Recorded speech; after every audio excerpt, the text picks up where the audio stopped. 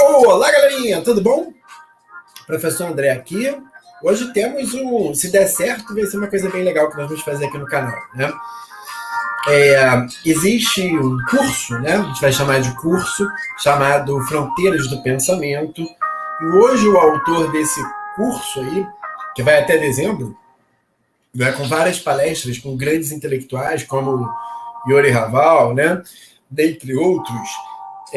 Hoje o curso começa com o autor desse livro aqui, Germes, Armas, né, do Geographic Determinism, né?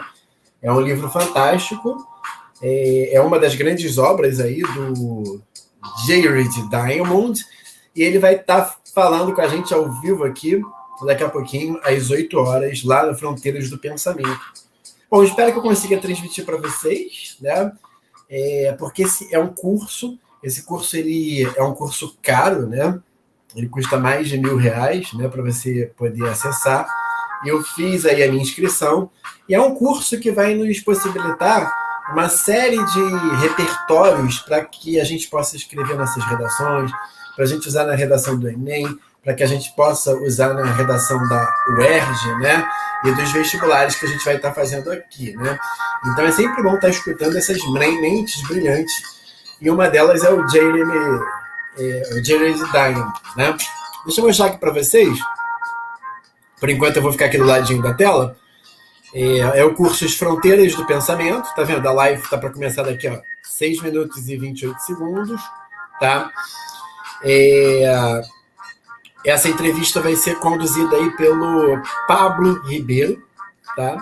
Que atualmente é apresentador do Band News TV e da Band TV, e também apresenta o programa Capital Natural sobre sustentabilidade, impactos sociais e meio ambiente, tá?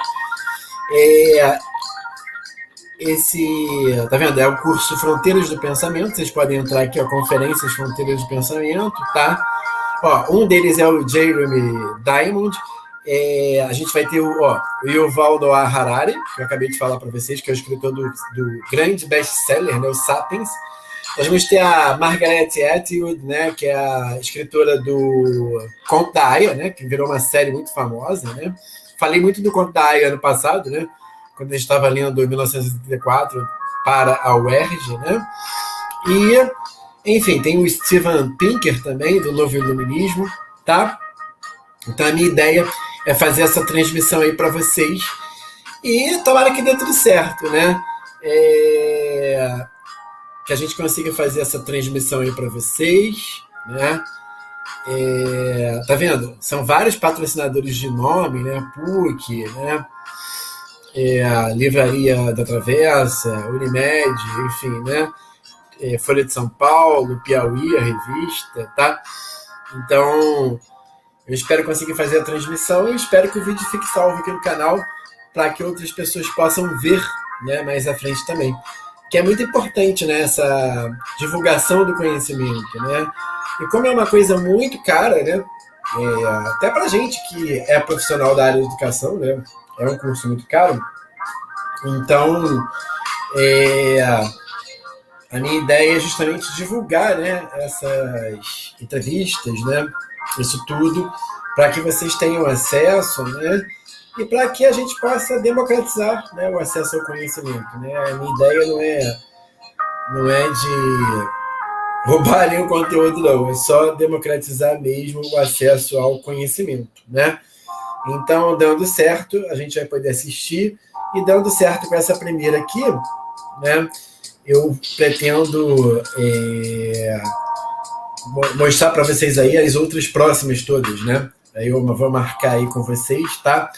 As outras próximas eventos aí do Fronteiras do Pensamento, tá? Então, espero que dê tudo certo aí com a nossa transmissão, tá? E quem estiver ao vivo aqui, acompanhando, tá? A entrevista já do Jared Diamond, escritor do Armas, Germes e Aço, né? Na verdade, é uma conferência, né? E vão ocorrer várias conferências, né, até o final do ano, até dezembro, tá? Nesse grande projeto aqui do Fronteiras do Conhecimento, tá? Então, 3 minutos aí para a gente começar e vamos ver se a gente consegue projetar aí para vocês esse grande evento, né? Tá? E o J. Diamond, hoje ele vai falar, o nome da conferência é Reconexão do Mundo da Covid-19, tá? Então, eles vão fazer essa reflexão sobre a Covid-19, sobre como que o mundo se reconecta, né? E vem trazer isso aqui para vocês, tá? Para que vocês possam ter acesso a esse conhecimento. Como eu acabei de dizer, né, o saber no Brasil é uma coisa muito cara, né? Claro que isso é proposital, né? E a gente tenta trazer aqui no canal um pouquinho desses autores. Ano passado eu trabalhei muito aqui com vocês com autores, né, consagrados como Michel Foucault, né? Trabalhei também com Bauman, enfim, trabalhei com grandes nomes, grandes expoentes aí do pensamento, para que a gente pudesse construir nossas redações, né, como repertório, né, de análise, né? Trabalhei com grandes obras, né, como Sonetos de Camões, como a gente vai continuar trabalhando esse ano. Trabalhei com Lima Barreto, né, Memórias Póstumas de Tristes por Cabo Quaresma, né? Falei muito sobre alguns temas que são super contemporâneos, né? E a toada do canal é essa, né? Trazer para vocês temas que são contemporâneos, né? Temas que são sempre interessantes, tá? Então, quem estiver por aí, quiser participar, interagir, eu também vou estar aqui assistindo, né? Eu nem vou estar na tela não, tá, gente? Eu vou deixar vocês assistindo. Bom, vou sair aqui da tela para ir lá para a tela principal.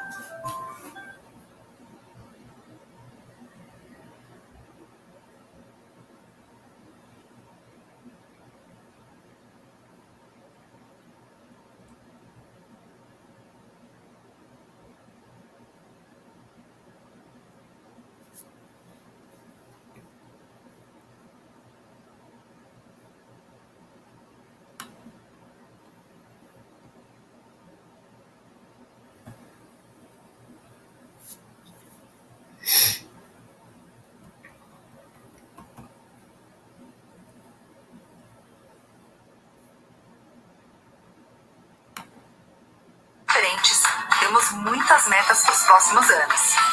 Entre elas, a eliminação de resíduos plásticos, a ampliação do portfólio I'm Green, nosso plástico feito de material renovável e reciclado, a promoção da diversidade, equidade e inclusão e a neutralização das nossas emissões de gás carbônico até 2050 para combatermos as mudanças climáticas.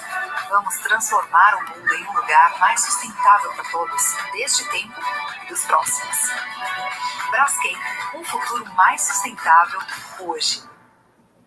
Somos pioneirismo, originalidade e inovação no ensino, com qualidade sem fronteiras e professores que inspiram, com uma tecnologia que descomplica através da parceria com o All EdTech, a maior empresa de tecnologia para a educação do país.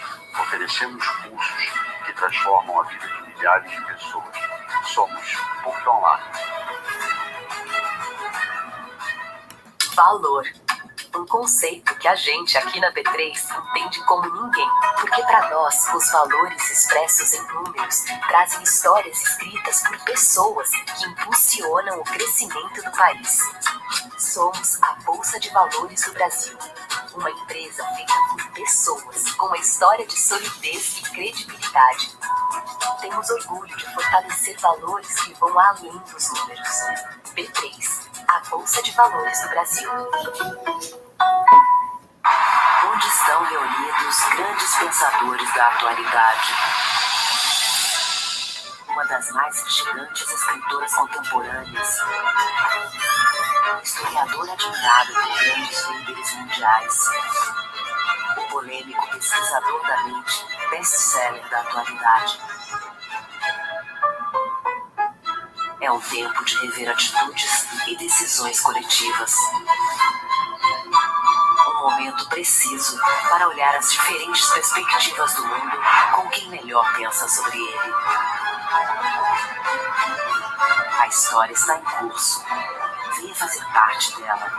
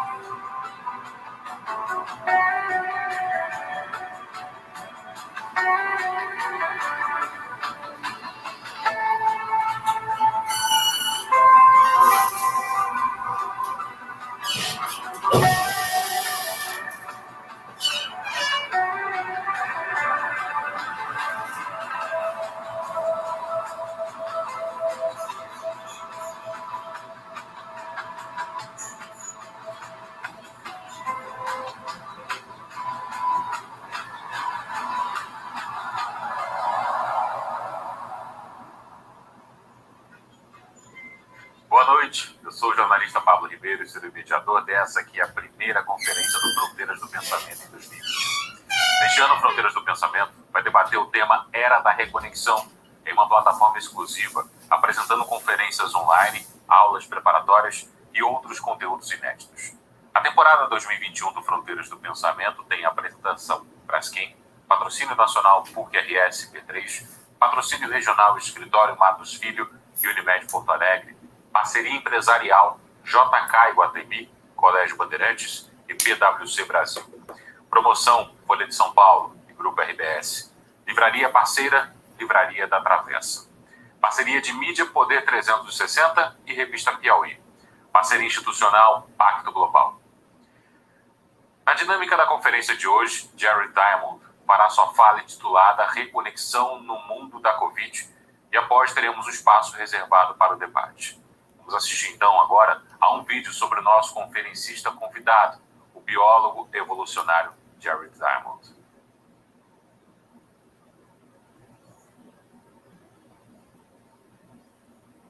Biólogo evolucionário norte-americano que se tornou referência ao fazer uma inovadora revisão de 13 mil anos da história mundial.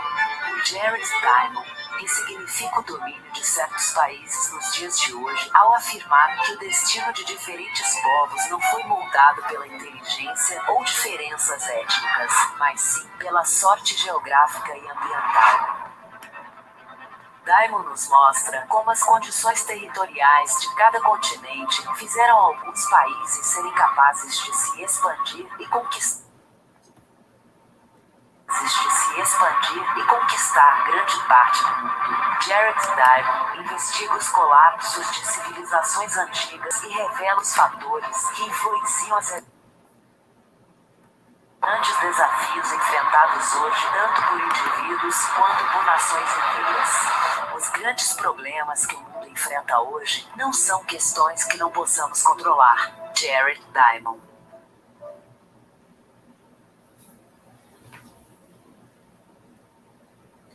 Vamos então ao nosso conferencista de hoje, Jared Diamond. Good evening, Jared. How are you? I'm good. How are you? I'm good, sir. Now you have the word. Good evening. It's a great pleasure for me to be with you today, even though I can't return to Brazil in person, and even though I can be with you only electronically. I'll explore with you today the current great transformation in global history, the age of reconnection on which we are now embarking, the fork in the road that lies ahead of us, and the choice of paths that we shall take from now on, a choice that is being shaped by COVID. But first, let me begin by introducing myself. I'm Jared Diamond. I'm professor of geography at the University of California in Los Angeles, known as UCLA. I'm about to turn 84 years old.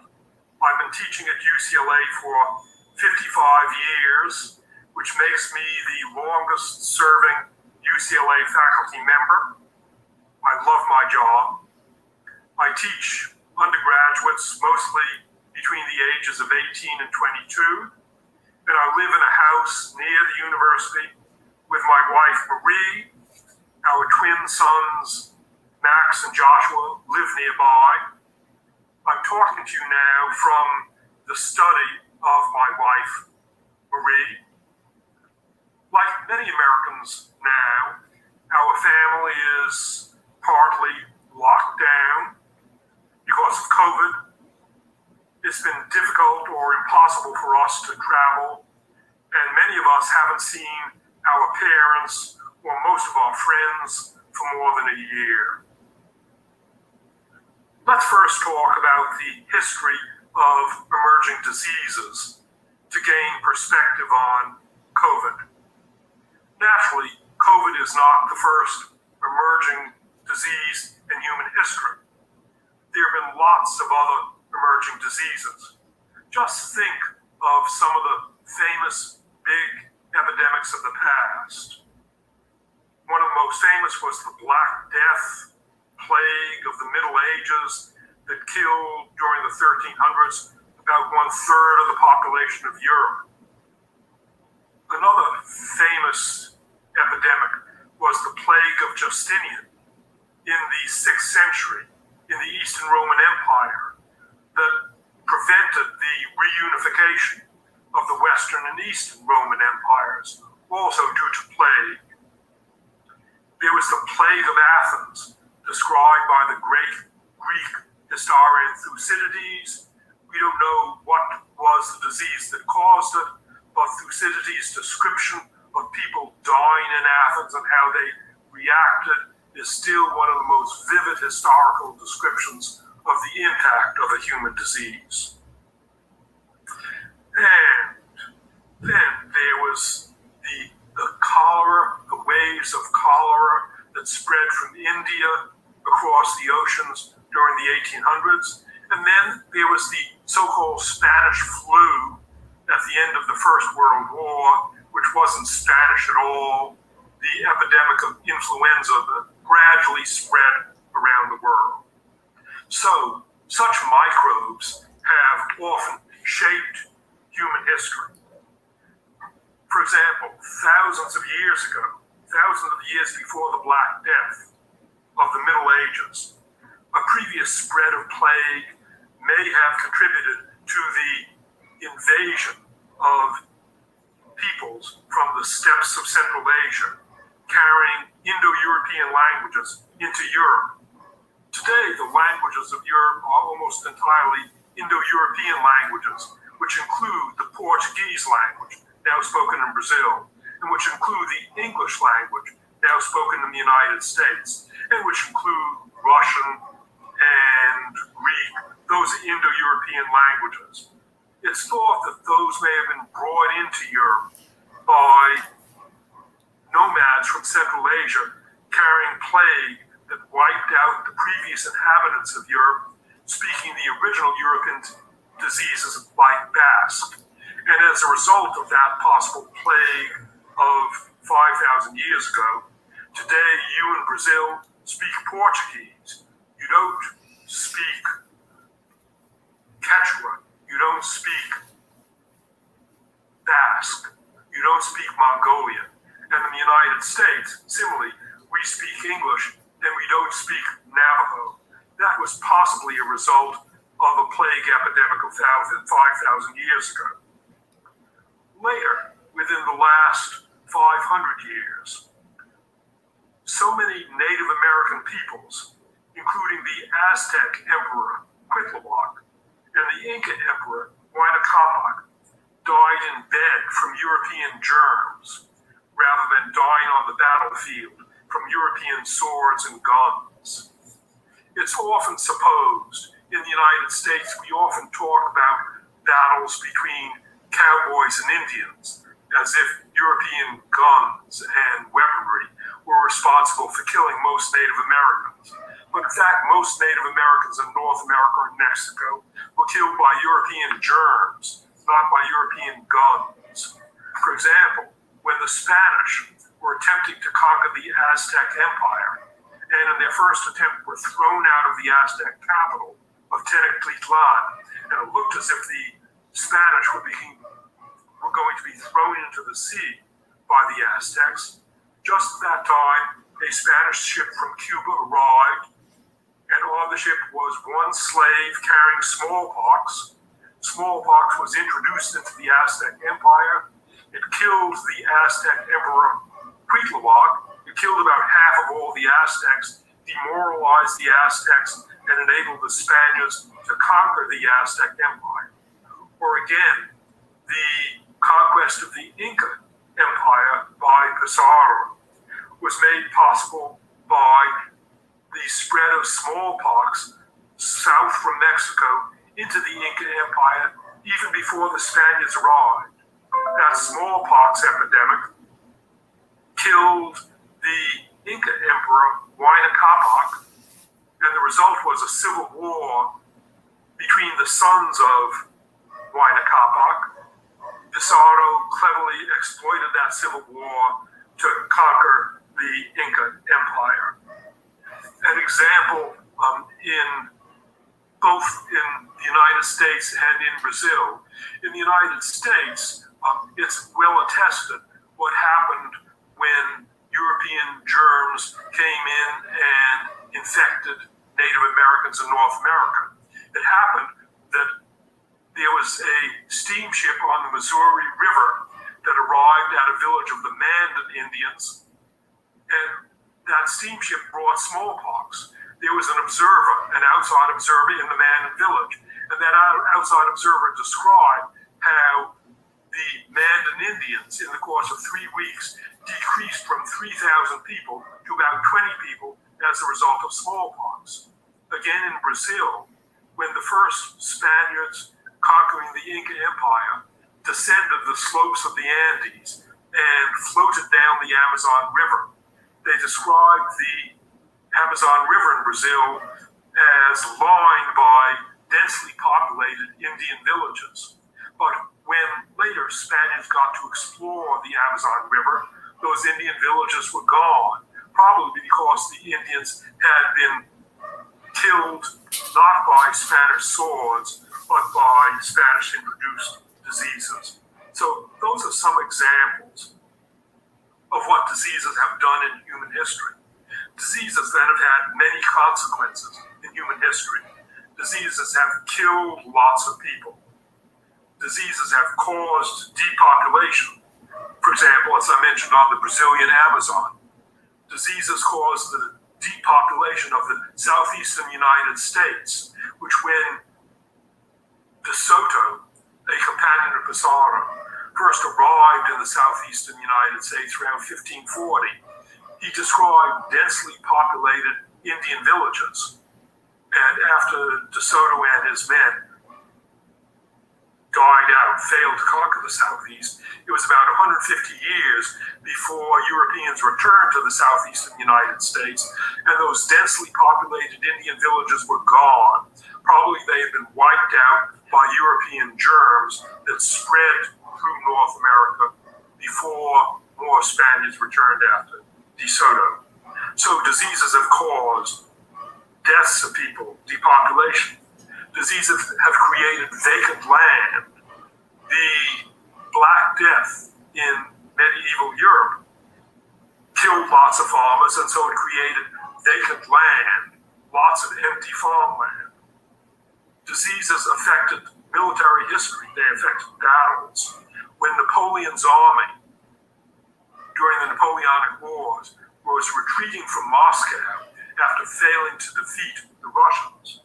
Napoleon's army was attacked by typhus, which nearly wiped out Napoleon's army that had started out with 500,000 men. Only about 4,000 French survived typhus. So it was a disease that changed military history. Diseases have caused replacements of people. Diseases have contributed to the replacements of Native Americans by Europeans throughout so much of South America, Brazil, the rest of South America, Central America, and North America. Diseases have caused collapses of big empires. Diseases contributed to the collapse of the Aztec Empire, the most powerful empire, Native American empire of Central America. They contributed to the collapse of the Inca Empire, the most powerful empire of Native Americans in South America. They depleted the population of the Polynesian Kingdom of Hawaii. They weakened the Mongol Empire, founded by Genghis Khan. So diseases have caused the collapses of great empires. Diseases have been blows to the economy. Diseases weakened the Mongol Empire by weakening the trade that was the foundation of the economy of the Mongols. The Black Death caused a decline for nearly a century in Europe, but after that century, paradoxically, by reducing the population of Europe, the resources of Europe were spread among fewer people. Those Europeans who survived the Black Death were individually richer, and so the economy of Europe was first clobbered and then was stimulated by the Black Death. So those are then examples of the consequences of plagues in history. Where do new diseases come from? What are the sources of our new diseases? You can think of modern new diseases. Of course, COVID, that appeared in the year 2019, but then SARS appeared a new disease in 2002. MERS, Middle Eastern Respiratory Sickness, appeared in the year 2013. We know that AIDS emerged in 1981. Ebola emerged in Africa in 1976. Marburg, another terrible disease, emerged in Africa in 1967. And mad cow disease emerged in Europe in 1996. Those are new diseases that emerge under our eyes within the last decade, within the last couple of years, within the last 50 years. But there have been new diseases that have arisen in the last 10,000 years, and those included smallpox and measles. Where did all of these new diseases come from? Well, it turns out that new human diseases almost always come to us from the diseases of animals with which we come into close contact. Recently, the animals that have given us new diseases have been especially wild animals. For example, SARS that emerged in the year 2002 came to us from the cute Asian animals called civets, and ultimately from bats, which infected civets, which went into Asian markets, animal markets, and then infected Asians who were patronizing the animal markets. MERS, that Middle Eastern respiratory sickness, came to us from camels, but ultimately came to us from bats. And AIDS came to us from chimpanzees. Those are examples then of newly emerging diseases that came to us from wild animals. But in the past, we also acquired diseases not just from wild animals, but also from domestic animals. Measles, and in modern times, mad cow disease, came to us from cattle. Smallpox possibly came to us from camels. And in recent times, flu, new strains of influenza, have been coming to us from domestic pigs and ducks. All of these animal diseases, which have been the origins of new emerging human diseases, have come to us not from worms and from oysters, but they've come to us mainly from our closest relatives among animals, namely the mammals. We are mammals. Emerging diseases have come to us especially from apes and monkeys. Why? Because those are the animals most closely related to us, and so those are the animals chemically most similar to us. So a germ that is adapted to apes and monkeys easily gets adapted to humans and can infect us, as was the case with human malaria or with AIDS. Newly emerging diseases have also come to us from other mammals, warm-blooded animals, such as the civets of Southeast Asia, and such as cows. Very rarely, diseases come to us from other more distantly related animals, such as snakes, rarely from fish, very rarely from crabs. Insects don't give us diseases. Yes, insects transmit diseases from mammals, such as yellow fever and plague and malaria. But insects themselves generally don't have their own diseases that are transmitted to us humans. Why? Because insects and their chemistry are just too different from us humans. So there have been dozens of new emerging diseases. COVID is not the first emerging disease by any means. What then, if anything, is new about COVID? That you might say COVID is just another emerging disease. Well, there are two things that are new about COVID. One is, previously in history, epidemics were regional. They were not around the world. They broke out in particular regions. Epidemics could not explode worldwide because there was not worldwide transport. When the Black Death broke out in Europe in the Middle Ages, the Black Death did not spread to Mexico. It didn't spread to Australia. Why? Because there weren't jet planes and steamships connecting Europe in the Middle Ages to the New World and to Australia. Today, new diseases can spread globally because of globalization, because of steamships and jet planes. So one distinction of COVID is that COVID is a global disease that spread globally as a result of globalization, as a result of new global means of transmission, namely jet planes. COVID is a disease that arose at the right time in human history, namely in the era of globalization of modern jet transport. That's one thing that's distinctive about COVID. It's a disease that spread globally within a month because of jet airplanes. That then is one thing distinctive about COVID. And another distinctive thing about COVID is that in the past, because diseases spread slowly before jet planes, before steamships, there were populations that were exposed to a particular disease, and the people exposed to that disease then developed immunity, genetic immunity, and antibody immunity. But because diseases spread slowly, there were also unexposed populations throughout the world. The exposed human populations infected the unexposed populations that were susceptible.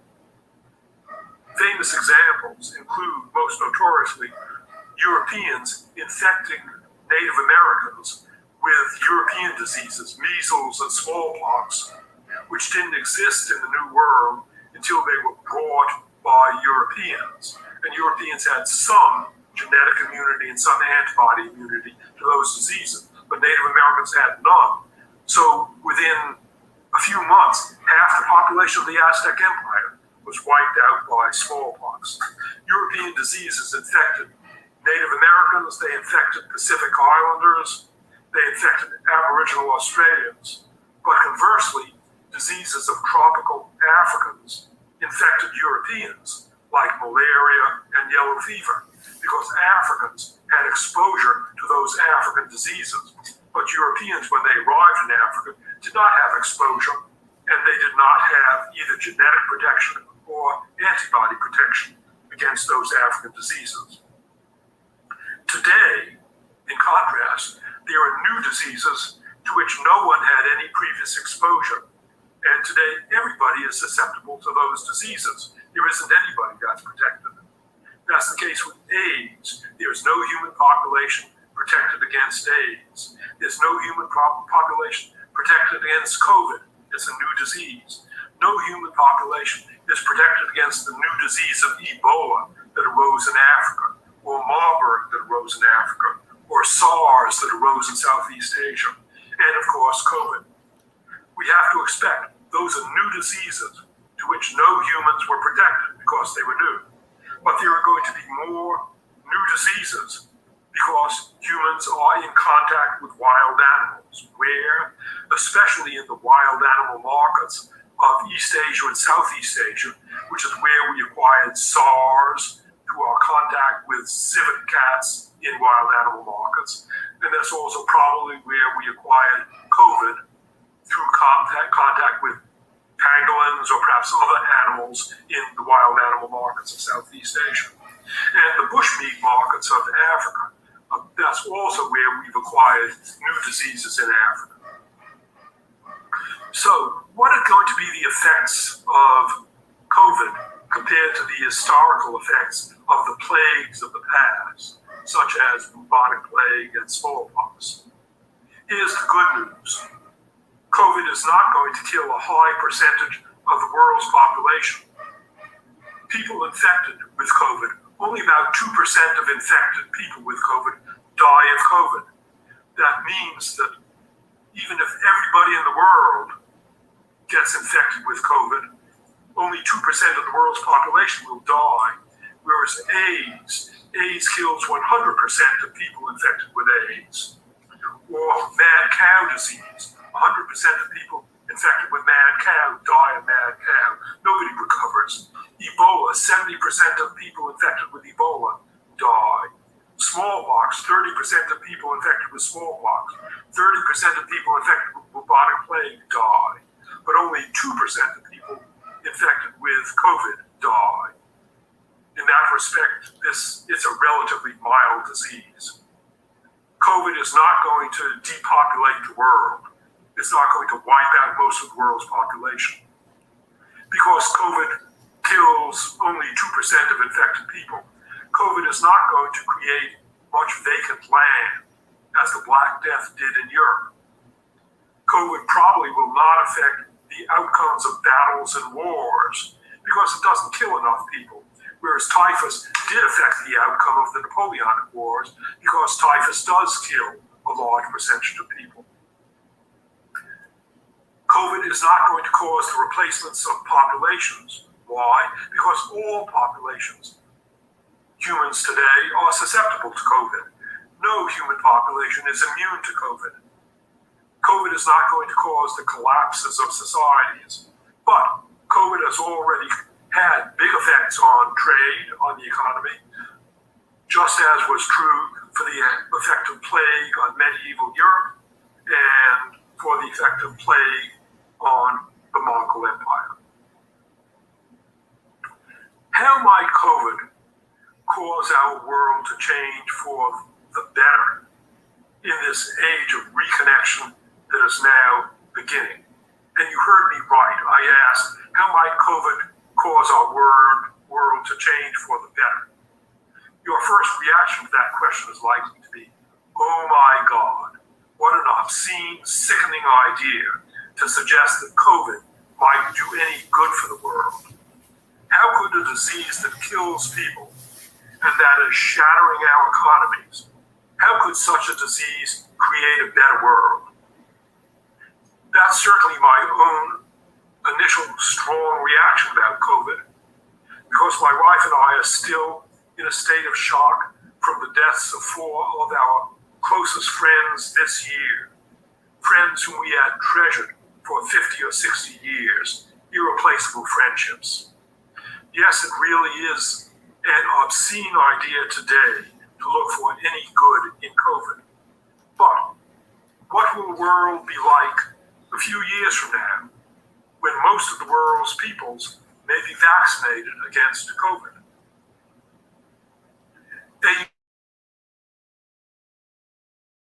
About COVID is that for the first time in world history, and this may be why COVID really may make a better world. For the first time in world history, people everywhere are being forced to recognize that all of us now face a global problem, COVID, demanding a global solution. That has never before happened in human history. We have never before faced a global problem that we all acknowledged and that demanded a global solution. Jet planes guarantee that no country can solve its COVID problem by itself. As long as the COVID virus exists anywhere in the world, any country that temporarily eliminated COVID within its borders would just get reinfected by travelers from other countries that have not eliminated COVID. And that's happened. It's happened recently in New Zealand, which eliminated COVID but got reinfected. It's happened in Australia, that virtually eliminated COVID but got reinfected. It's happened in China, that eliminated COVID and is now badly reinfected. It's happened in Vietnam, that clamped down on COVID infections, but has now gotten reinfected. What this means is that it's impossible for any country to solve its global problems by itself. Suppose that Brazil succeeded in eliminating COVID in all of Brazil. Would that mean that Brazil will be safe against COVID? No, of course not, because there are travelers to Brazil from Peru and Argentina and other countries. Then there are airplanes, there are ships coming to Brazil. So Brazil by itself can never solve its COVID problems. COVID has to be solved on a global basis. We recognize that COVID is a global problem. There have been other global problems that I'll mention that we have not recognized as global problems. But today we recognize that COVID is a global problem. Why? Because COVID kills its victims within a week or two. And there is no doubt that its victims died of COVID. If you get COVID, and if you die of it, you die within less than 2 weeks. You may die within a few days, within a week.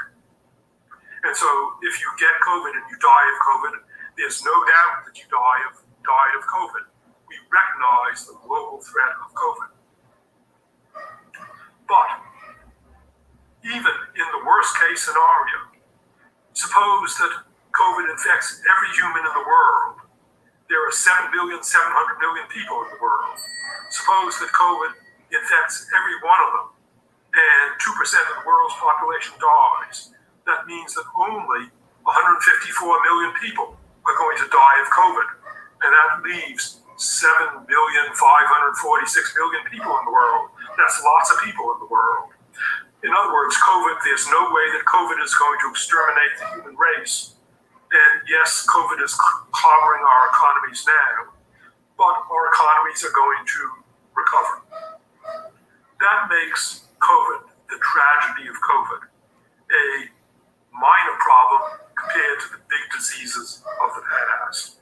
And it also makes COVID a minor problem compared to the three really big global problems that we should be worrying about and that kill people slowly and unspectacularly, and that threaten to destroy our economies forever. All of you know what those three big problems of the world are. They aren't COVID. Instead, the global problems that can kill all of us or ruin the lives of all of us and ruin our economies are not COVID. They are climate change. Secondly, they are the unsustainable use of world resources. And thirdly, they are the consequences of inequality among the world's peoples.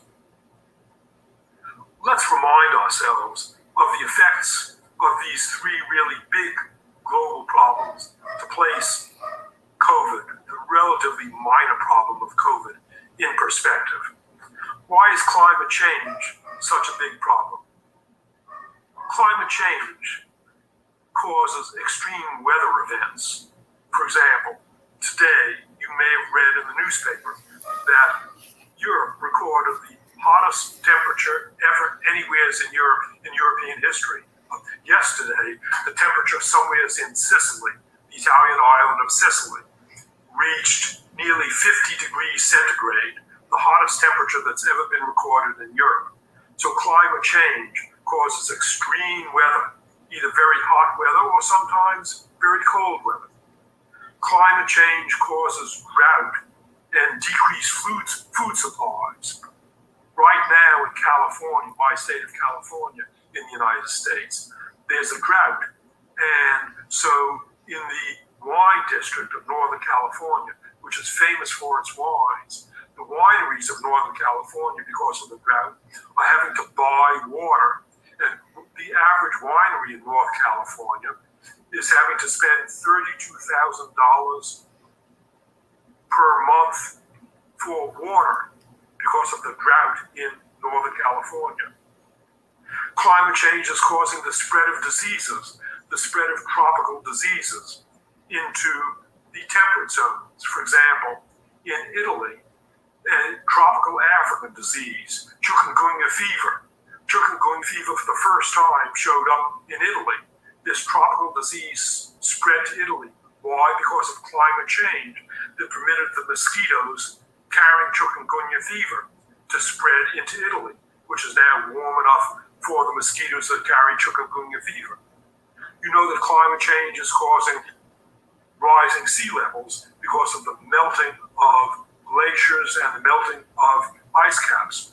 Rising sea levels mean that low-lying areas of the world, such as Florida and the eastern seaboard of the United States and much of Bangladesh, rising sea levels are threatening to inundate Bangladesh, a country with 140 million inhabitants, and Florida, the eastern seaboard of the United States, and the Pacific nation of Tuvalu, a low-lying Pacific nation in which the highest point in the country of Tuvalu is only 1.5 meters above sea level. When sea level rises 1.5 meters in the course of this century, all of Tuvalu is going to be underwater. Climate change is also destroying the world's coral reefs, but the world's coral reefs are the nurseries for many of the fisheries of the oceans. And the world's coral reefs also protect the coasts of tropical countries against tsunamis. So those are all consequences of climate change, namely extreme weather and droughts and decreased food supplies and spread of diseases and rising sea levels and destruction of coral reefs and the depletion of fisheries and tsunamis. Those are the indirect consequences of climate change. Climate change, then, is one of the three really big threats to the world.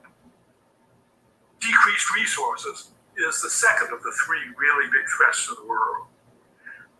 Humans depend upon natural resources. We depend upon forests. From forests, we get wood for construction. We get wood to make paper. But the world's forests are being harvested unsustainably. The forests of Brazil, the forests of Siberia, the forests of Indonesia, the forests throughout the world are being depleted, depleting our supply of wood and of paper. Seafood that we get from fish, the world's fisheries are being exploited non-sustainably. And so most of the world's fisheries are crashing. When I was growing up, we used to be able to eat Atlantic swordfish. Now we can't eat Atlantic swordfish because Atlantic swordfish have been virtually exterminated by overfishing. When I was growing up in the United States, the commonest fish that I ate in the city of Boston was mackerel. I just came back from Boston and mackerel is no longer available in Massachusetts. It was overfished. So resources that are decreasing include our forests and our seafoods. Our fresh water is being depleted. In Brazil, you may say, how on earth can fresh water be depleted? We have the Amazon, the world's biggest river, which is full of fresh water. Well, it turns out that something like 85 or 90% of the world's rivers are being utilized by people. And only about 10% of the world's rivers are no longer being utilized by people. And those unutilized rivers are in remote areas like northwestern Australia and Iceland, in parts of Iceland, where there are few people to utilize those rivers. So we are depleting fresh water. You may say, don't worry about that. We can always make fresh water by desalinating seawater. But that requires energy. That requires fuel. But fuel is in short supply. We can't waste our fuel on desalinating seawater. And then topsoil. Soil is also being depleted by farming that washes away soil, the soil that is necessary for farming. Soil is being depleted in the United States, in Brazil, in China, in Japan. For example, when I visited Iowa State University in the American state of Iowa about 15 or 20 years ago, I flew into the airport near Iowa State University, and my host picked me up at the airport and drove me to the university. We drove past an amazing sight, flat farmland, but there was a church, and that church was perched on top of a mound 10 meters high, and everything around it was 10 meters lower. I asked my host, why is this church and the cemetery around the church 10 meters up above the rest of the farmland? And my host said, it's because the rest of the farmland has been tilled for agriculture for 150 years, and agriculture has washed away soil, so the soil layer has been washed into the Mississippi River, washed down into the Gulf of Mexico. The only reason that the soil of that church has not been washed away is that the church is surrounded by a cemetery, and you don't plant crops in a cemetery. So the soil has not been washed away by the cemetery. That church and that cemetery show us how high the soil used to be before agriculture that has removed 10 meters of topsoil. So, big problems for the world today. Number one, climate change. Number two, decreased resources. And then the third big problem of the world today is inequality, that there are rich countries and there are poor countries. Well, you may say, look, there have always been rich countries and there are poor countries. That's not new. 50 years ago, American secretaries of state used to play a game with each other. They used to say, what countries in the world are so poor and so remote that they will never affect the interests of the United States, and the United States will never have to send troops to these desperately poor countries. Well, American secretaries of state said, the really poor countries will never affect the interests of the United States because they're so poor and they're so remote are Afghanistan and Iraq and Somalia. But there I've named three countries into which American troops have gone. In this globalized world nowadays, even desperately poor countries like Afghanistan and Iraq and Somalia, in this globalized world, because of travel, they affect American interests and they affect Brazilian interests and they affect Chinese interests. Inequality, then, today, because of travel throughout the world, because of globalization, inequality affects all countries of the world by making possible the spread of terrorism. Every country has its terrorists. The United States had its crazy Timothy McVeigh, who blew up the Oklahoma Federal Building and killed 150 Americans. And Norway, peaceful Norway, had its own crazy person who killed, 350 Norwegians with bombs and shot 80 Norwegian children. Every country has its terrorists, but in relatively contented countries like the United States and Norway, those terrorists do not get the support of the population. In desperately poor countries, because of inequality in the world, because of globalization, now terrorists in desperately poor countries can get support from those countries, and those countries then become a support for terrorism and can spread terrorists around the world. So terrorists spread from Afghanistan, and they spread from Somalia, and they affect the United States, and they affect Europe, and they affect Brazil, and they affect other countries in the world. That's a consequence of inequality. Another consequence of inequality is the spread of diseases. Poor countries that are breeding grounds for new diseases, and with weak public health systems, now because of jet planes, diseases can spread from poor countries to rich countries. In the past, that was not the case. And immigration, desperately poor countries, people in desperately poor countries know that people in rich countries have a much more contented lifestyle. And so people immigrate from desperately poor countries to rich countries, causing unstoppable immigration into the United States and into Europe. Those then, climate change, depletion of resources, inequality, those are the three big global problems of the world. These problems, not COVID, are the really big problems that the world faces. But why is it that we are mounting a global response to COVID, but we have not mounted global responses to those really big problems of climate change and resource depletion and inequality?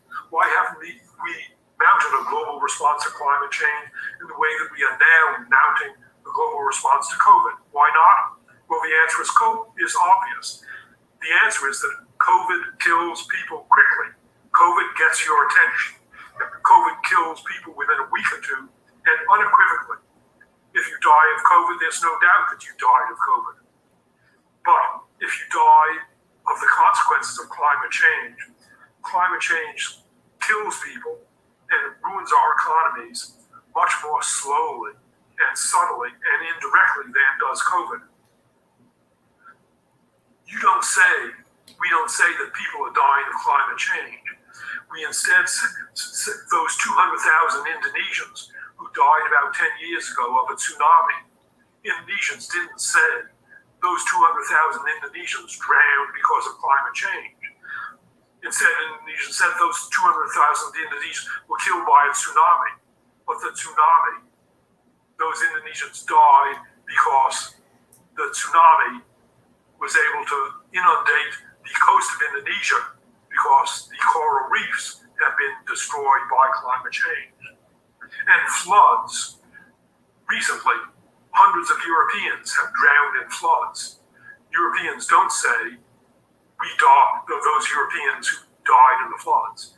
Europeans don't say, my brother died of climate change.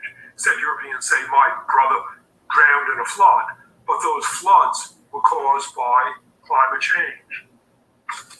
And people who die of starvation, one says they died of starvation, but the starvation ultimately may have been caused by climate change and drought. And the spreads of diseases like chikungunya fever coming to Italy. When Italians died of chikungunya fever, Italians didn't say, oh, those deaths were because of climate change. They said those deaths were because of chikungunya fever. Why did chikungunya fever get to Italy? It got to Italy because of climate change.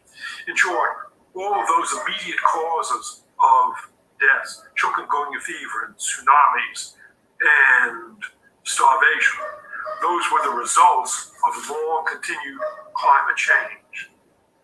And so, because the effects of climate change in killing people are indirect effects and they're slow effects, whereas the effects of COVID in killing people are quick within a week or two, and it's obvious that the people died of COVID. That's why COVID has commanded our urgent attention, and climate change has not commanded our urgent attention. But climate change, just like COVID, demands a global response. Climate change is due ultimately to the accumulation of carbon dioxide and methane, greenhouse gases in the atmosphere. But the atmosphere is mixed around the world by winds, just as jet planes mix the COVID virus around the world. No country can reduce its own atmospheric carbon dioxide and protect itself against climate change, just as long as there are winds that are mixing carbon dioxide around the world. Suppose you Brazilians are concerned about climate change. And suppose you say, we will solve the problem of climate change in Brazil by reducing our burning of fossil fuels, so we'll reduce the release of carbon dioxide over Brazil. Well, yes, you can reduce the release of carbon dioxide over Brazil, but the wind will just carry carbon dioxide into Brazil from Peru and from Argentina and from Mexico and from Canada and from China. So climate change and the spreading of carbon dioxide, neither Brazil nor the United States nor China can protect itself against climate change by reducing its own carbon dioxide production.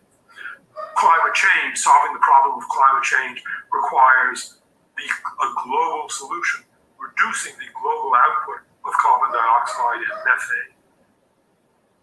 COVID and our global war against COVID then are teaching us a lesson that COVID is a global problem demanding a global solution. Until now, we haven't recognized that climate change is a global problem demanding a global solution. We haven't recognized that resource depletion is a global problem demanding a global solution.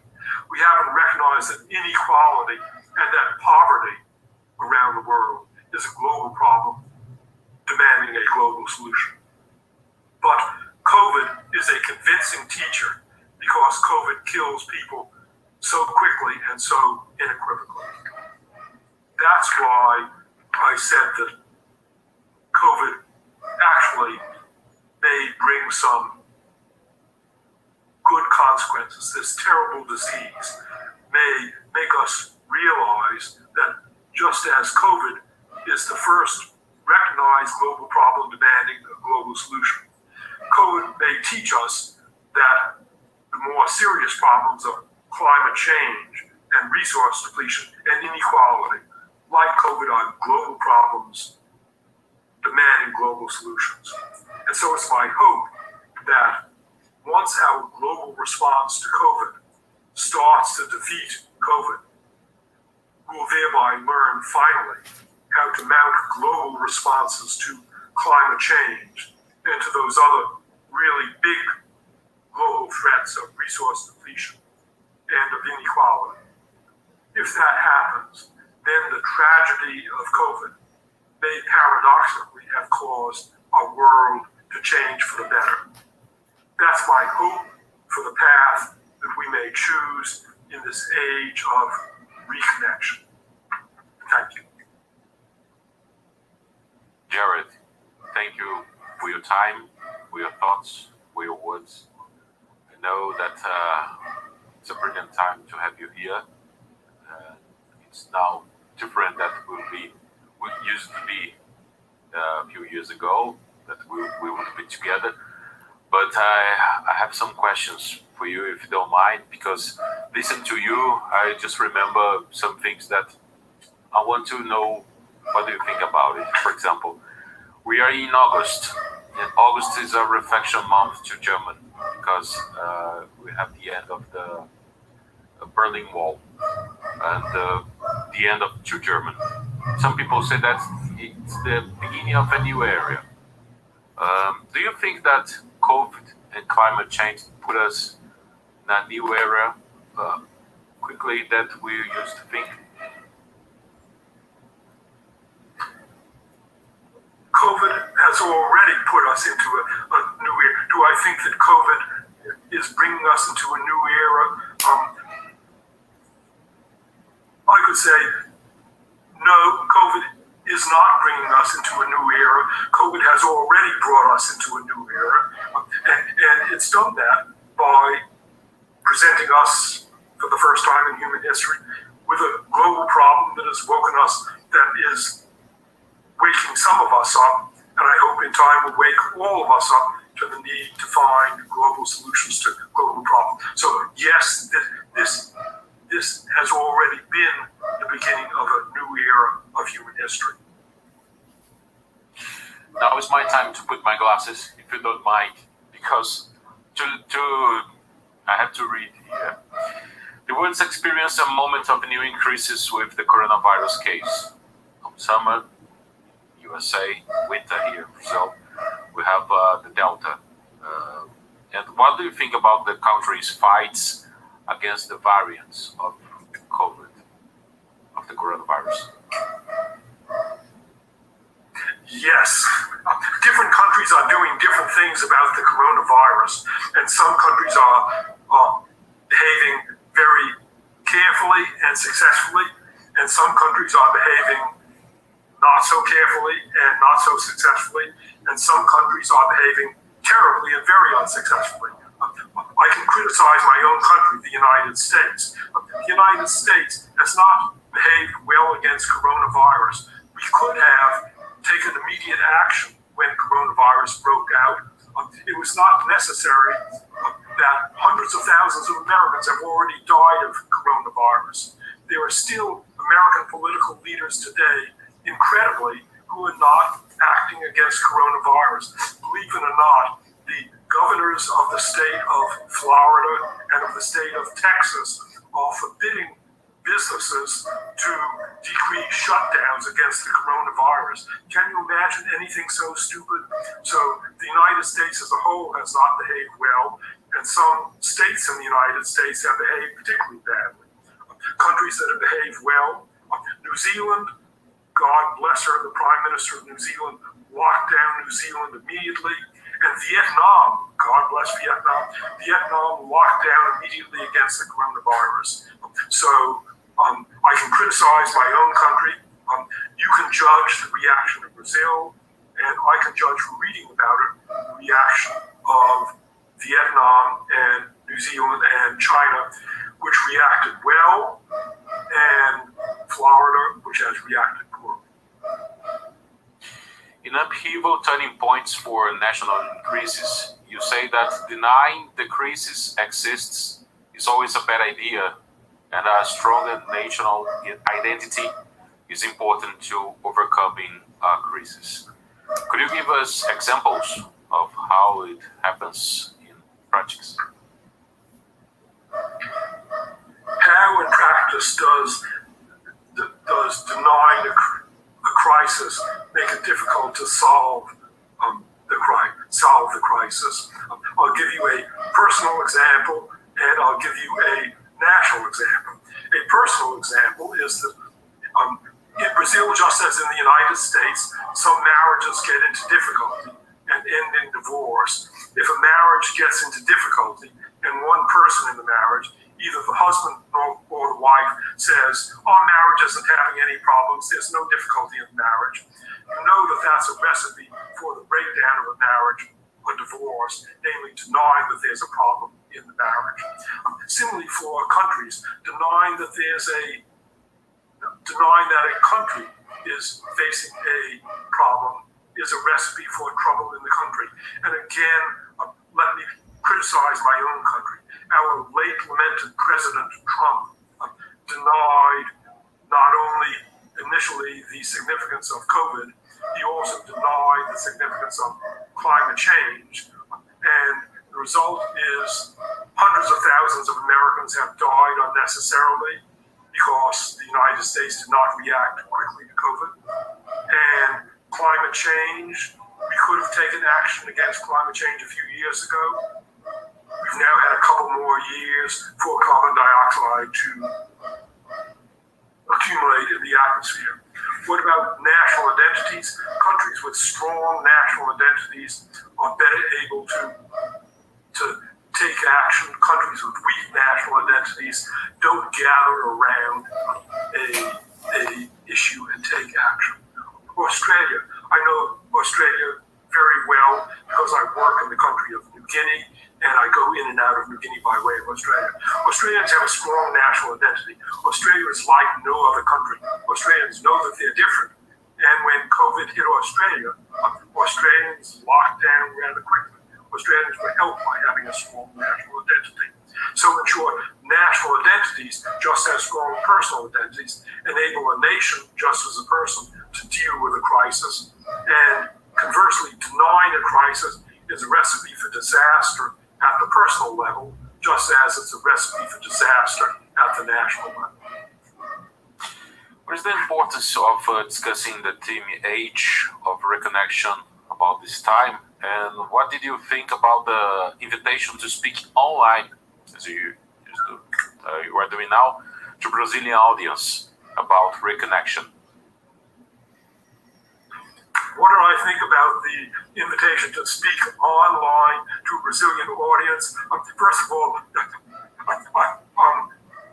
partly I was sad not to be able to return to Brazil, because I had a wonderful visit to Brazil. Brazil is a unique country, and I really enjoyed my one visit to Brazil.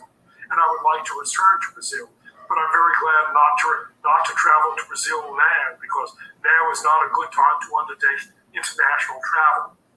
So on the one hand, I'm sad and I'm glad not to travel anywhere internationally. I'm glad to have this opportunity to talk to Brazil online, because Brazil is a unique country. Until I visited Brazil for the first time, which was, a couple of years ago, I would say Brazil was the most important country in the world, the most interesting country in the world that I had never visited. And so I was very glad to be able to visit Brazil for the first time a couple of years ago. I'd like to visit again, but I'm going to visit once we've got COVID under control, once you have COVID under control, and once we have COVID under control.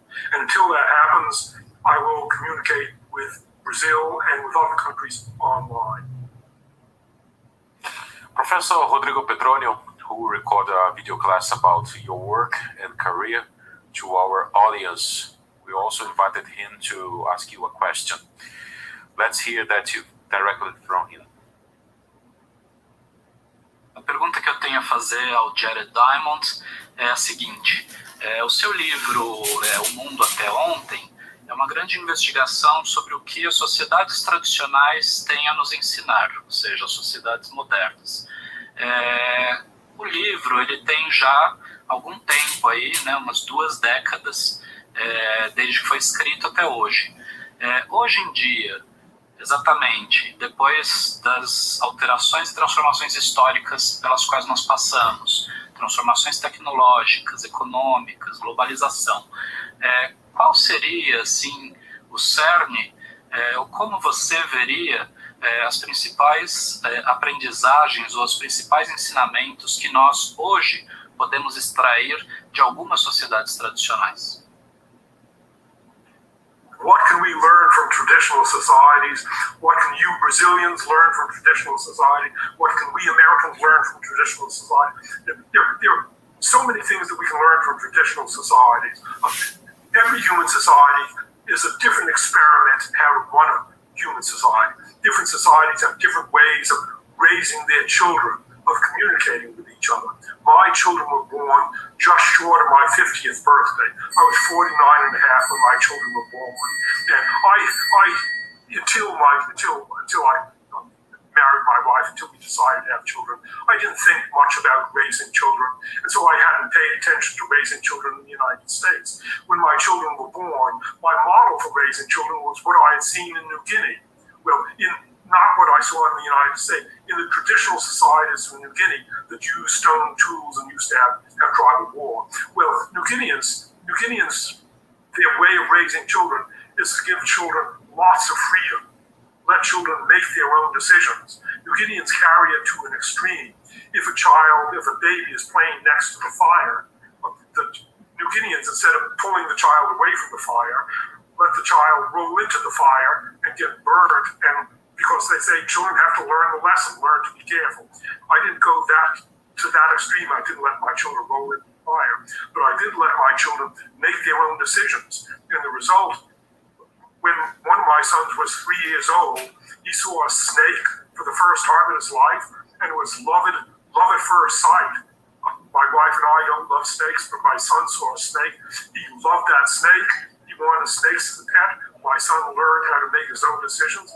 And the result of loving that snake and being able to make his own decisions is that he went into the environment as his career. He made his own choice of career. Another example And a very current example today of what we can learn from traditional people. In Brazil, you have lots of traditional people. You have lots of traditional people still in the Amazon, many of whom are still living traditional lifestyles. Traditional people do not have technology to talk with. I have this device. I'm holding up now my cell phone.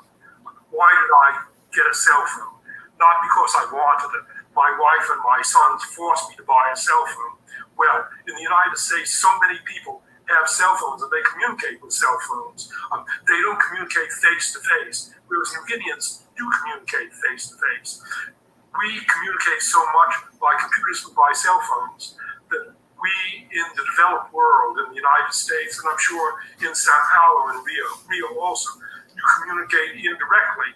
You don't look a person in the face. You don't learn to read the person's body language. You don't touch the person. You don't smell the person. You don't learn to understand people.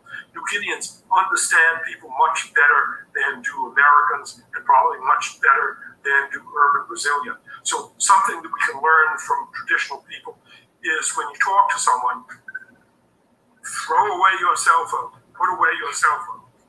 Look the person in the face, hold their hands, listen to them, and you can understand them much better than if you type a message on your computer or than if you communicate to them via text message on your cell phone. Those are some important things that you can learn from traditional people. That's amazing because in a few days I'm going to be a dad. So to have a kid, this word would be a little bit different, but listen to you, I know how to teach it well. Okay, the next question came from the digital channels of Fronteiras do Pensamento. In Guns, Germs, and Steel, you go through the story of human civilization. How do you believe the time we live in will be pictured in the future? And which lessons can we draw from the pandemic, and which lessons did we fail to learn? Which lessons can we learn from the pandemic? One lesson I already mentioned, the lesson of adopting global solutions to global problems. But another lesson we can learn from the two-month pandemic. One lesson is this pandemic should not have happened. This pandemic arose from contact of humans with wild animals in the wild animal markets of Southeast Asia. But we had already acquired another disease, SARS, in 2002, from contact with wild animals in wild animal markets of Southeast Asia. Those wild animal markets should have been shut down in 2002. They were not shut down. They should be shut down now, and the trade in wild animals in Southeast Asia and the bushmeat trade should be shut down, because if it's not shut down, we're going to get other new diseases like COVID and like SARS from contact with wild animals. That's one lesson. Another lesson that we can learn now is a simple lesson. Be prepared. The lesson of be prepared. The European country of Finland. Finland is that Scandinavian country that lies between Russia and Sweden. Finland has done rather well in the COVID epidemic. Why? Well, Finland had a very bad experience in World War II. Finland was attacked by the Soviet Union, which was enormous. The Finns managed to fight and retain their independence, but for 4 or 5 years, they were cut off from the outside world. They were cut off from imports. And ever since World War II, the Finns have thought about everything that could go wrong and how to prepare for it. A Finnish friend of mine is on a Finnish government agency that meets every month, and each month they think of something new that could go wrong to prepare for it. And so Finns think about the possibility of cutting off of their fuel supply, and so they stock fuel. And Finns think about cutting off of their wheat imports, and so they stock wheat. And of course, Finns thought about the possibility of an epidemic. And so 3 years ago, they stockpiled face masks. The the United States didn't stockpile face masks. So a big lesson that we can learn from the epidemic is be prepared. Think of everything that could go wrong and prepare for it. Why? Because of my field work in New Guinea. In New Guinea, lots of things go wrong. If you're out in the jungle in New Guinea, you would better be prepared, because if you're not prepared, you're not going to be able to walk out of the jungle. And so from my experience in New Guinea, I'm what a psychiatrist would call, I'm paranoid. I think of everything that could go wrong, and I prepare for it. That paranoia is useful in life. In Brazil and in the United States too, the Brazilian government and the American government should think of everything that could go wrong, just as has the Finnish government, and be prepared for it. Now a question from Professor of Biotechnology at the University of São Paulo, Vânia Tuleba. The crucial questions about the COVID-19 virus mutations are: does this make the virus more infectious or lethal in humans? And could it pose a threat to the success of a future vaccine? Very interesting question. So, change in the virus. Viruses evolve just like humans evolve, or just like elephants evolve. But viruses evolve much more quickly, because humans have a generation about every 25 years, whereas viruses can have a generation every few minutes. We already have new strains of viruses, new strains of COVID. Recently there has been emerging the Delta strain. The Delta strain is more infectious. Why has the Delta strain evolved to be more infectious? Because the virus that developed a mutation to be more infectious spreads more and infects more people. And so the Delta strain is already taking over the United States, and it's taking over Europe. I don't know whether it's taking over Brazil, and it's taking over because the mutation that made the Delta strain more infectious means that it spreads more and infects more people. In general, microbes evolve, and they evolve to meet their own requirements. They evolve in order to spread more. That may mean either that they are more likely to kill people, or that they're less likely to kill people. In the case of the cholera microbe, the cholera microbe spreads by causing people to have diarrhea. And people are and with the diarrhea, the microbe spreads in the diarrhea and infects more people. The cholera victim may then die of the diarrhea. For the microbe, that's perfectly okay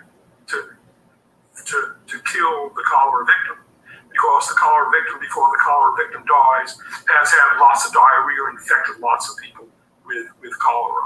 So in short, microbes may evolve either to be more likely to kill people or to be less likely to kill people, but microbes have to evolve in order to spread themselves more, and COVID is already doing that. Paulo Almeida, CEO of Instituto Questão de Ciência, Question of Science, sent the following question. The book Guns, Germs, and Steel has received many praises and teased in its capacity of analysis, the synthesis, but also some criticisms that accused it of practicing geographic determinism. Considering that the time since its publication, the end of the 90s, and the criticism, the changes, is there any change in your opinion regarding an aspect of your main thesis? If you were to rewrite Guns, Germs, and Steel today, would you make any substantial change? Very good question. Guns, Germs, Steel has attracted criticism. The Bible has attracted criticism. I'd much rather that my book attract attention, because if any book that attracts attention will attract hopefully some praise, but will also attract criticism. would I make any changes in Guns, Germs, Steel if I were writing it now? We have learned some new things. We've learned, for example, that pigs were domesticated not just once, but several times. We have learned that barley was domesticated not once, but several times. So we've learned some new things that have enriched our understanding.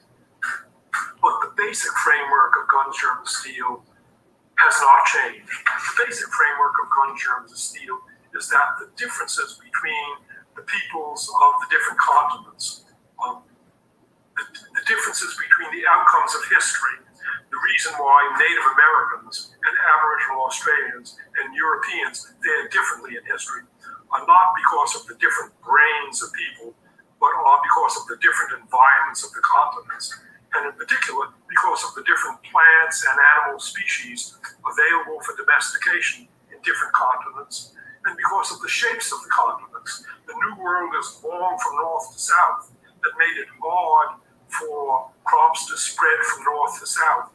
And so, for example, in South America, the llama of South America never spread to Mexico, and the turkey of Mexico never spread into South America. Geography, then, is the main reason for the different outcomes of human history. Is this geographic determinism? There are people who get very upset about geographic explanations and say, aha, this means geographic determinism. That's bad. The human spirit can triumph over anything. There's not geographic determinism. Well, to that I would say, try standing at the North Pole in January wearing a t-shirt and see whether the human spirit can make you comfortable in the North Pole in January wearing a t-shirt. There are some things over which the human spirit can triumph, and there are some things over which the human spirit cannot defeat geography. And the human spirit could not defeat the geography of the last 10,000 years that sprinkled different plants and animals available for domestication over different parts of the world. So that's a long-winded answer to say that, yes, Guns, Germs, Steel has attracted some criticism. I'm glad that it's attracted criticism because that means that people have read it. I would hate that it attracted no criticism because that would mean that nobody read it. And the basic message of Guns, Germs, Steel is that the different histories of people of the different continents is due to geography and not due to different brains. And that conclusion is still true. Almost 25 years later, what does it mean to you now? 25 years later, what does the book mean to me now? The book means many things to me. It's one of the things, it's one of my creative achievements that I'm proudest of. That's one thing that the book has meant to me. Another personal thing that the book has meant to me, and don't laugh at this, is that the book, Guns, Germs, Steel, changed my relationship to my children. And you mentioned that you're going to have a baby in a few days. Well, watch your relationship with your children. My children, when they went to school, when they were in school, my children knew that they wrote books, that I wrote books. And my children thought that my books were dull.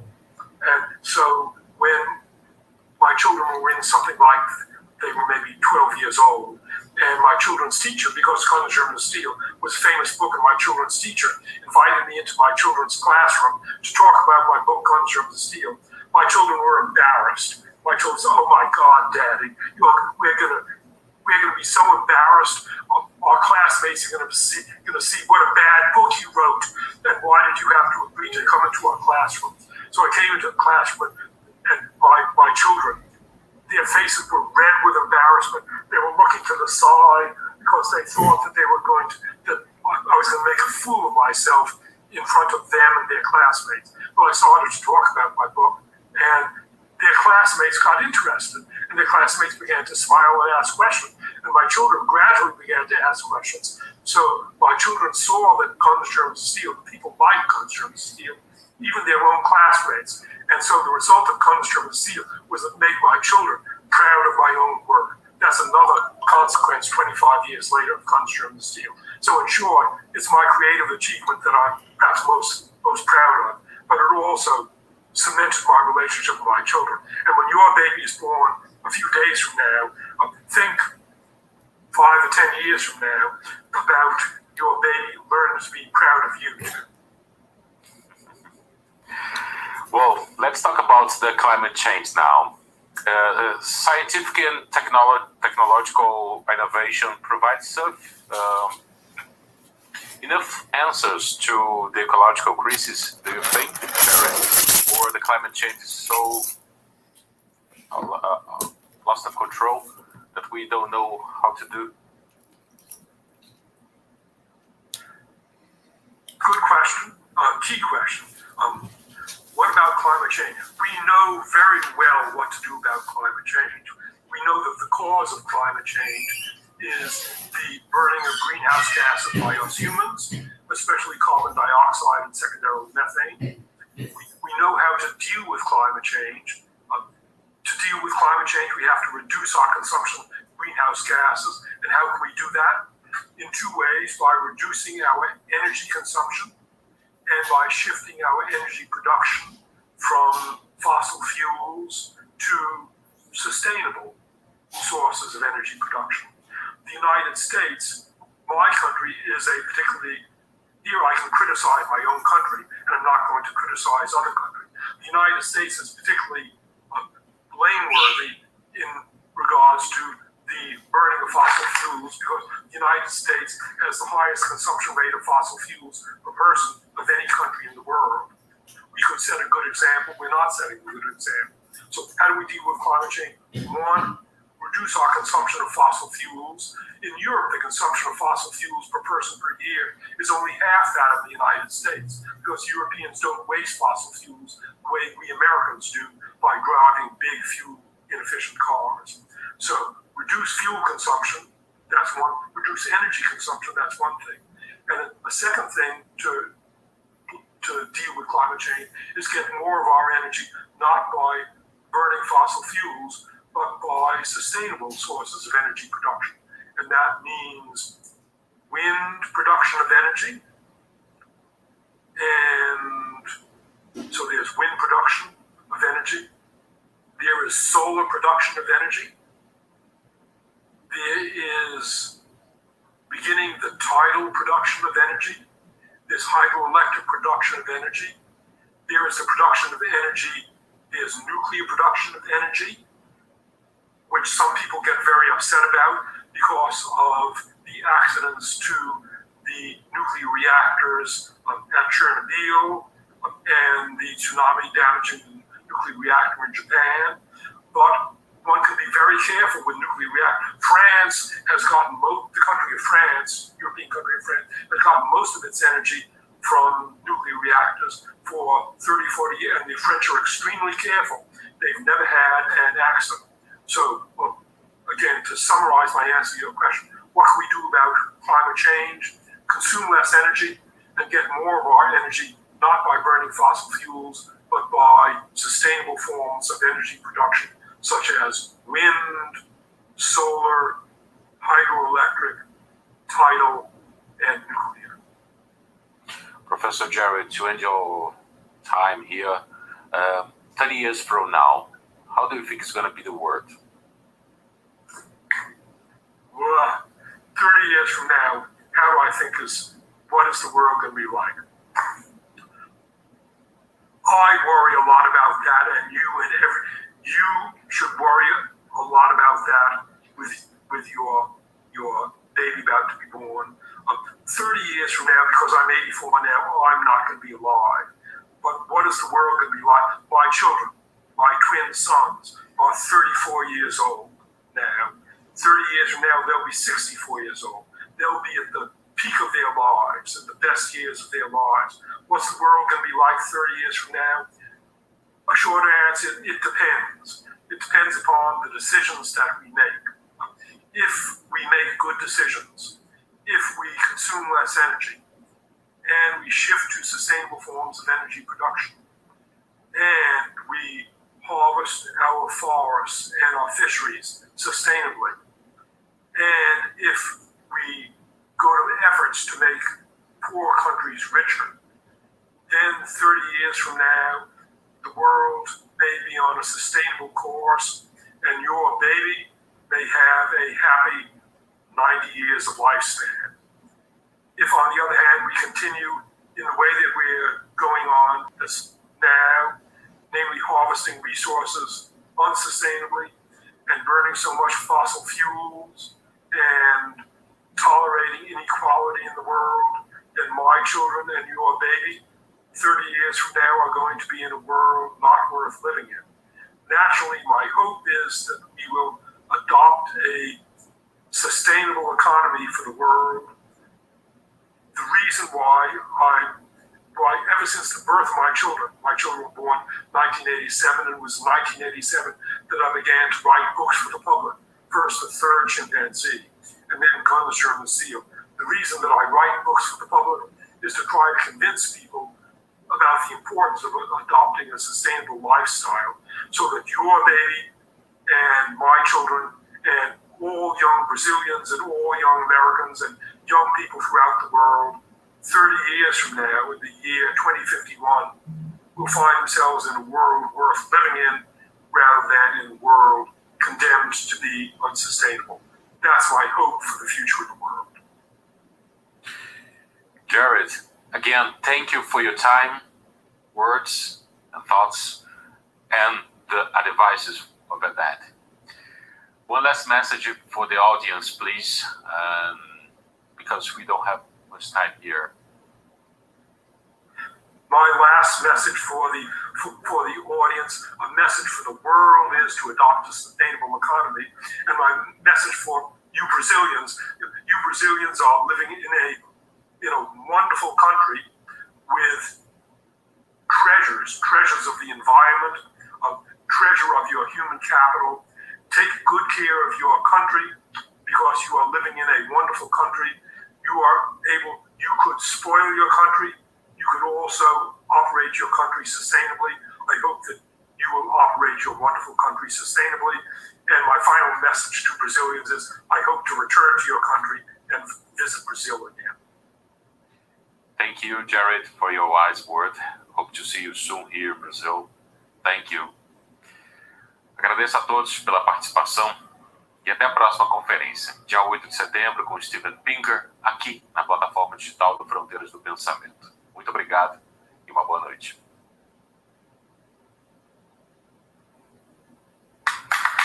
A gente não consegue acelerar o tempo, mas podemos acelerar ainda mais as nossas ações, usando o tempo que nós temos hoje para transformar o futuro.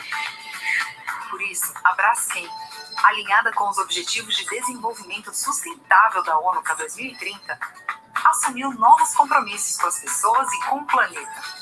Trabalhando em 7 dimensões diferentes, temos muitas metas para os próximos anos.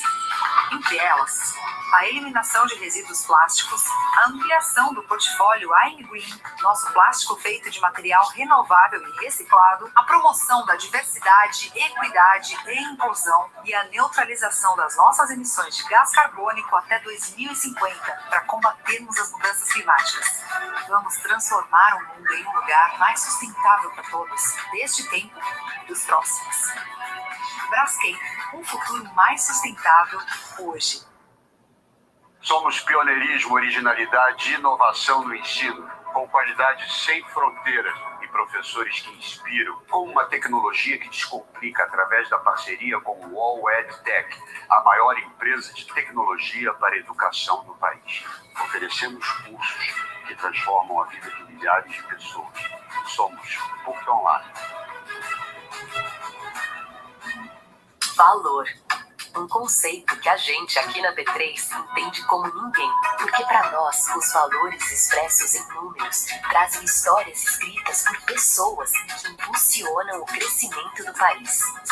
Somos a Bolsa de Valores do Brasil, uma empresa feita por pessoas com uma história de solidez e credibilidade. Temos orgulho de fortalecer valores que vão além dos números. B3, a Bolsa de Valores do Brasil. Onde estão reunidos grandes pensadores da atualidade? Uma das das mais instigantes escritoras contemporâneas. Historiador admirado por grandes líderes mundiais. O polêmico pesquisador da mente, best-seller da atualidade. É um tempo de rever atitudes e decisões coletivas. Um momento preciso para olhar as diferentes perspectivas do mundo com quem melhor pensa sobre ele. A história está em curso. Venha fazer parte dela.